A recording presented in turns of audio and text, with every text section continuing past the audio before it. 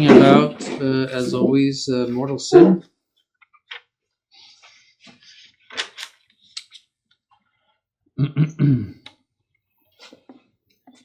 The first cause of the instability of the sinner is his estrangement from God. And the second cause is the natural instability of man, is that no creature, no passion, no pleasure can fulfill man's desires nor satisfy it. Only God can do this. The reason is that your immortal soul, endowed with intellect and will, is only pleased ultimately by invisible things. See, a material thing can only please you in a very limited way, and you exhaust its ability to please you very, very quickly. Because, as St. Augustine said, our hearts were made for thee, and they will not rest until they rest in thee. See, so as I think I said earlier, the people are much more interested in love, for example, than they are in nice cars. What are all the popular songs about? Who loves me or who doesn't love me? You see, and all of the operas and love is an immaterial thing. It's an act of the will. The will is immaterial. You can see material effects of love, such as people might give you gifts or in some way care for you or something. Those are effects. Those are material effects, but that proceeds from something that is interior. And if it doesn't proceed from something interior, it is a sham. So for example, if an adulterous husband should bring his wife flowers on her birthday, she'll throw them down because those are manifestative normally of a true love. And she, get out of here, because they are not manifestative of the interior act of love. See, so also intellectual things such as music, art, etc., things that are appreciated only by the intellect, are the things that really make human beings happy, and ultimately God. The soul is made to know God. That's why you have an intellect, to know God. And any creature that you know should be in some way a bridge to God. So that's something to understand, that the human beings are consoled. They're consoled by justice. They're consoled by many other intellectual things, invisible things. You see acts of justice, but justice is an interior virtue that is immaterial. See? As I said, there's no courts of law among the lions and tigers in Africa. It's just whoever gets to the gazelle first. See? So that's so only God can really please the soul. St. Bernard of Clairvaux said, the rational soul can be occupied by every other thing, but it cannot be completely filled except by God. So when people are godless, they attempt to fill their souls with all sorts of external things, which just will not do the job in the long term. They might be, yes, distracted or happy with it for a certain amount of time, but it loses all of its attraction very shortly.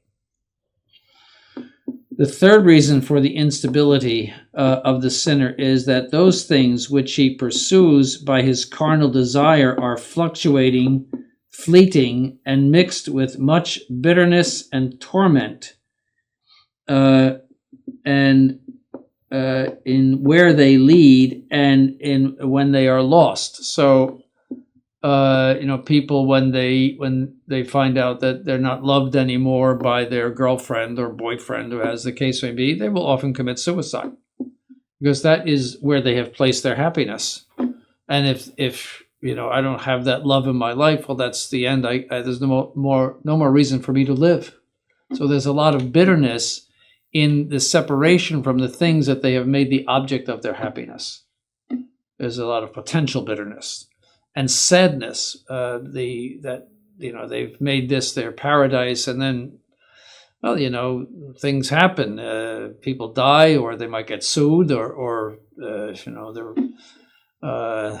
an earthquake. There were 60 people who today died in the Philippines because of an earthquake. They woke up in the morning thinking everything was fine, and then they're dead by the end of the day. See, there's all sorts of ways in which our temporal happiness can perish. See, and so so that's a reason for the instability of the sinner. The fourth cause of his instability is that one vice leads to another. So once you set your mind on the things of this world as the source of your happiness, which is the essence of mortal sin, then all sorts of vices come up, because you have avarice, you have laziness, you have all sorts of dissipation, you might have drunkenness, you might take drugs, you might do all sorts of kinds of things that in some way please you. And so just stealing, for example, adultery, all kinds of vices. The fifth cause of instability is that is that the remorse of conscience does not permit the sinner to have a moment of peace. So this is why Cain became a vagabond. The conscience is constantly reproaching you. And a sinner is constantly reproached by his conscience. See, and he cannot get out from under it, that he's doing something wrong, and he's not right, even in a natural sense. He's it's just something's deeply wrong. He's not at peace. So conscience has a way of barking at you, even during your whole life, for past sins and everything. The conscience is always there. You can't buy with all the gold in the world the testimony of a clear conscience. The sixth cause of instability is that the sinner is agitated by many evil desires, to such an extent that St. Ambrose says that sin can be regarded as a fire out of control and a burning fever of the soul. So one desire ignites another desire. And you see that in hardened sinners. I mean, they're capable of all kinds of sins. Once they are on the path of mortal sin, they're capable of all kinds of sins. So one vice creates another vice. And the seventh cause of the instability of the sinner is that the soul loses its virginity, that is, its innocence, its original innocence from baptism, and becomes a prostitute. That is, it sells itself to evil things. It therefore searches everywhere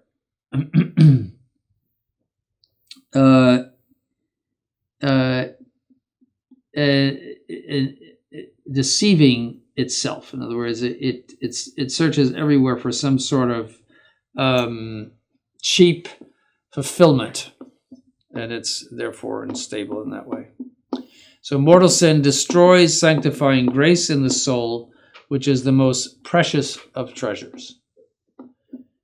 God communicates himself to the soul by means of sanctifying grace. So it is a participation in the divine life, as you know. So it's God cannot communicate himself, strictly speaking. It'd be impossible that he'd communicate himself to a creature. But apart from the hypostatic union, but even there, our Lord's human nature remained human, as he cannot make a human being himself in that sense, against his essence. But he does give us a participation in his life. It's something like a millionaire inviting an urchin on the street to come in and live in his palace. You can live here and partake in my kind of life. So something like that. So in a certain sense, he transforms the soul into himself, in a certain sense, and divinizes it. So it is a very, very precious gift. And you see that in the saints. You see that life of God in the saints. That's all they live for. That's all they... And they do extraordinary things from the point of view of piety and holiness and mortification, etc. When God descends into a soul by the light of grace, the soul melts like wax near a fire, and it weeps over its sins. It is set on fire. It becomes meek and cares only for the glory of God. So that's the natural tendency of sanctifying grace, is to care only for the glory of God. So pride, ambition, and vanity disappear, as well as cowardice, fear, lukewarmness, and laziness. So sanctifying grace is always going to urge the soul to do something in conformity with the glory of God, and wipes away the vices.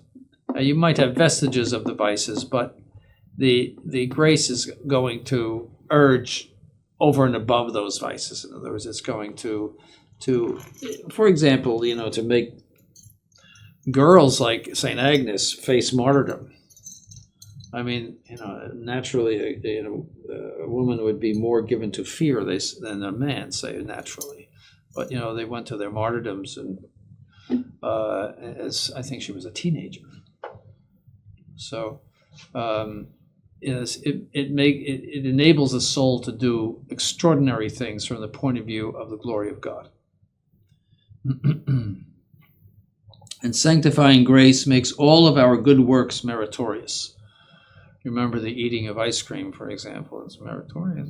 It's all the Dominicans say all good works done in the state of sanctifying grace are meritorious. So that means it's the principle of merit. And it's something like the example would be getting hired to mow someone's lawn.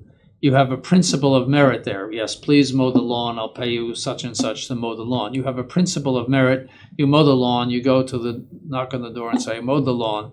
Now please pay me. You have a principle of merit.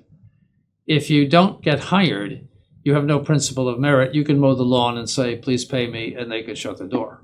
So you have no principle of merit. So sanctifying grace is the principle of merit, and that's why any good act done in the state of sanctifying grace is meritorious, including the eating of ice cream, provided it's not gluttonous. So I don't think you have a birthday cake today. Today is Father Esposito's birthday, so you get a birthday cake. Right, so so that's meritorious, but all merit the degree of merit is based on effort. So being martyred, for example, is far more meritorious than eating a bowl of ice cream. So that's off the scales. Being martyred is the highest form of merit you could possibly do. So grace, first of all, expels all mortal sin. 2, it renders man pleasing to God. So because you have the nature of God, a participation in the nature of God in yourself, so you're pleasing to God. And this is against Protestantism. For Protestantism, we're all sinners. See, we remain sinners, and all we need to do is have faith, that is confidence in God, and God forgets about our sins. He looks only at the merits of Christ. He covers us with the merits of Christ. That's the Protestant idea. So the idea of sanctifying grace and your soul pleasing to God is completely alien to Protestantism, which had the effect of leveling European society in the Protestant countries. They turned to mercantilism, this world, because you can't. All you can do is believe in God. You're a sinner, so all you do is believe, and therefore there's no idea of spiritual perfection or of another worldliness. You see that like in religious life, for example, it just leveled European society. And that's why you see in Protestant countries the death of any kind of how would you say, elevating art. For example, in Holland, you see the great artists painting landscapes. That's typical, or people looking out the window, or just banal things. Beautiful paintings, but banal things. Whereas art in the Middle Ages was nearly always religious. Very seldom do you have a non-religious theme in the Middle Ages. People were fixed on the next world in the Middle Ages, and monasteries were filled, and religious life, etc. And what do we have from the Middle Ages? Do we have rocket ships? Do we have computers?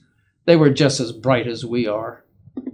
They could have produced those things if they wanted to. But what do we have? We have a Gregorian chant and cathedrals. That's it. What else? They still used ox carts.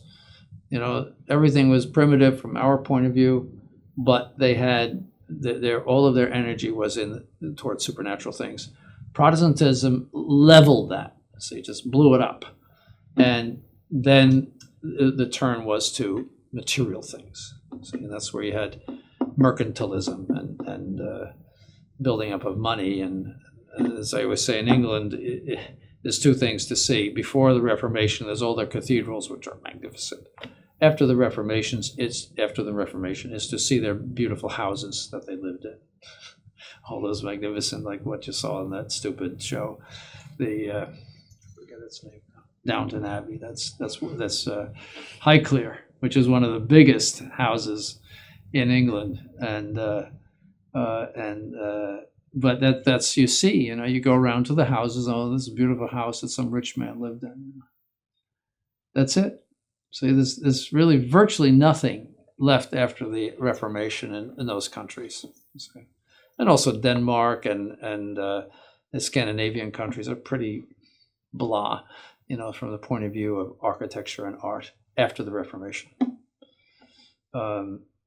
Here and there, there's an example. France, after the Revolution, didn't produce much. Nothing much to look at. Practically 95% of what you would want to go look at in France is from before the Revolution, which is its type of revolt against the church. Same in Italy, same in Spain.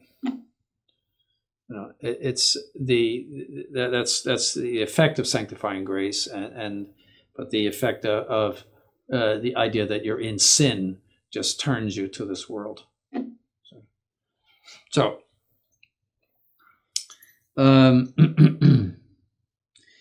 sanctifying grace establishes rectitude and holiness in the soul, its will, and in its mind, and in all of the faculties. They are all submitted to God. So it has a wonderful effect. Fourth, we become adoptive sons of God and co-heirs and members of Christ, as St. Paul says. It brings with it all of the virtues and the 7 gifts of the Holy Ghost. So all of the natural virtues are elevated, the cardinal virtues, and then the infused virtues, faith, hope, and charity, those are infused. And so the whole edifice, you might say, of activity is raised to a supernatural level. So all of your motive of natural virtue becomes supernatural. Your fortitude is motivated by charity. Charity being the love of God, and that is the motor that runs all of the rest of the virtues. Just like the jet engines run everything on the plane, all the air conditioning, everything, that runs everything. Just think of that. Always transportation, but all of the systems on the airplane are run by those engines, and charity runs the whole edifice of the virtues. You should learn that in ascetical and mystical theology, which you just had. It also gives us the assurance of the possession of heaven. So you have you cannot know for sure that you are predestined. You have certain signs of predestination. Some signs, there are signs of predestination, but it's a dogma of faith that you cannot know that for certain. So you can't say I'm saved.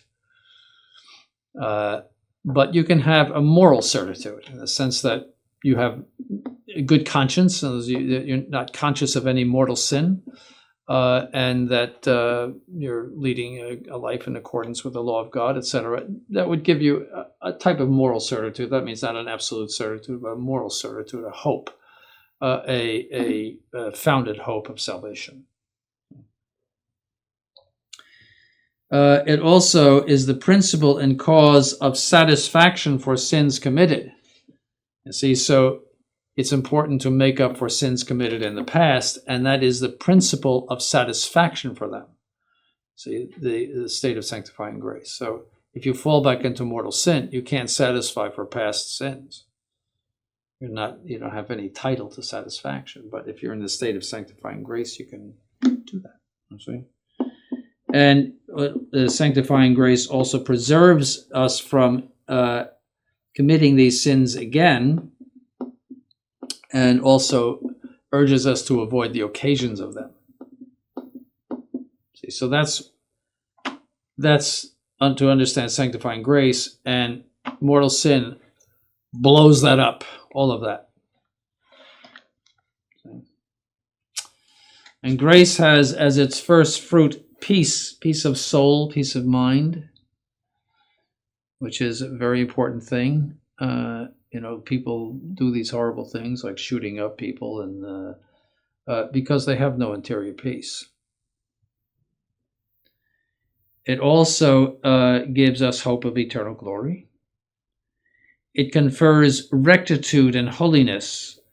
That is, the will, the mind, and the other faculties are submitted to God and to his law, and makes man similar to God, as Adam was similar to God before his fall. So it's the restoration of the principal gift of God to Adam, not of the preternatural gifts, which was freedom from suffering, freedom from death, freedom from concupiscence. It does not restore those, but it does restore the principal gift of God to Adam. See, so it makes us adoptive sons of God, which we said. It brings, yes, we said all that. The only thing that can destroy it is a mortal sin. Mortal sin transforms the soul from being, oh gosh, is it already done? Just got started. All right.